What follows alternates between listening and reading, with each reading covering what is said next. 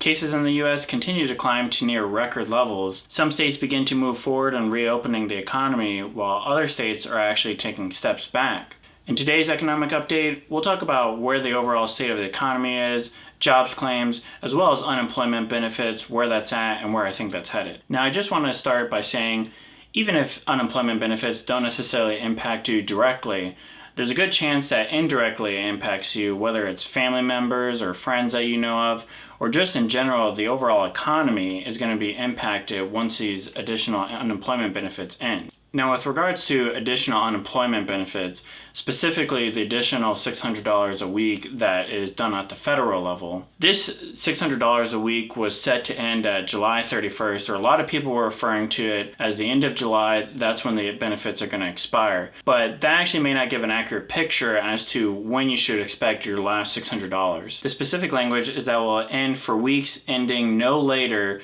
than July 31st. So if it has a week ending date or a period ending date before July 31st, that's when it applies. So to be very clear, what this means is that states have different pay periods, just like any company. You know, a pay period can last from Monday through Sunday, or a pay period can fall from Sunday to Saturday. You know, but some people end up just thinking about pay periods from Monday through Friday because that's when they work and that's when they accumulate earnings. But when it comes to unemployment benefits, this verbiage is actually pretty important because for most states, the pay period will actually end on that Saturday or Sunday prior to July 31st. So that Monday starting July 27th and ending Friday, July 31st, that week actually, or those 5 days, not even a week, do not apply to the additional $600 because it's actually not a full pay period. So some people who may be expecting to get paid from Monday, July 27th to Friday, July 31st and get an additional $600 for that week, it actually doesn't apply. So if you were counting on that additional $600 for the whole month of July, then you need to adjust your budget accordingly and expect, a shortage of $600.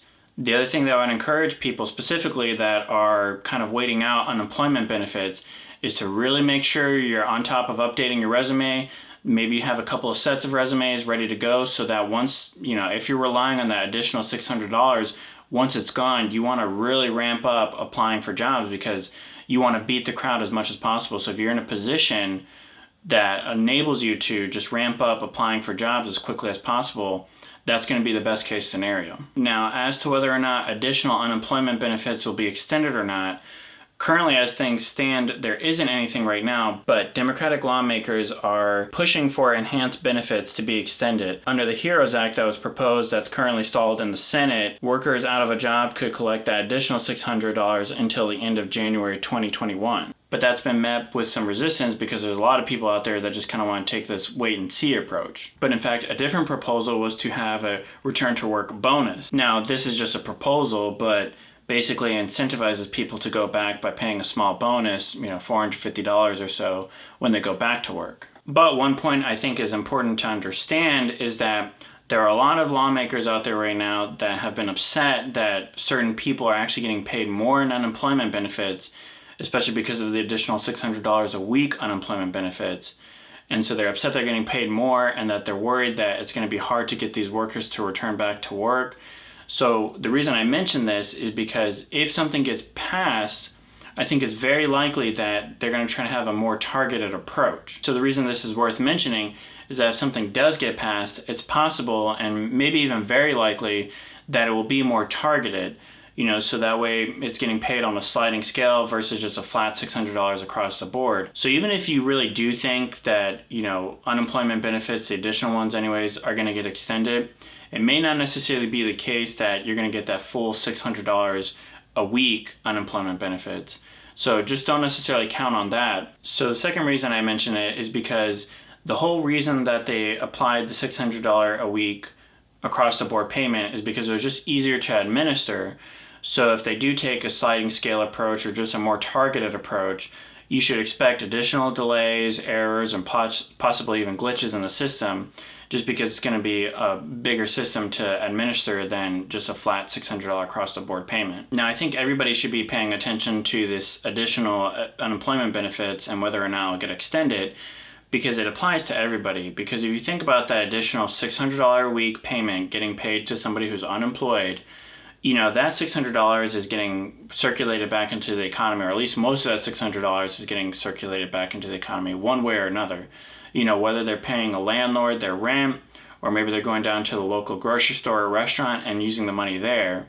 You think about the impacts further down the road. If a grocery store or landlord is not getting the additional revenue, the additional $600, and everybody around them is not able to afford anything, then the landlords and grocery stores, they can't pay their mortgage. And if they're not able to do that, then it's going to kind of affect the overall economy and the whole thing starts to collapse. So because there's so many people unemployed right now, and that spending money on the unemployed kind of has this multiplier effect, it impacts people down the economic chain, I think there actually is a great likelihood that an extension on unemployment benefits is going to pass at some point. Especially with states, having to kind of step back on their reopening phases and just cases hitting record levels. I think there is a great likelihood, but I think the problem is you can't necessarily count on what that will look like. So whether or not something will get passed, I definitely don't think it's wise to bank on the fact that it will get passed in July. It may be the case that it gets passed sometime later down the road, and maybe it has some kind of form of retroactive payments.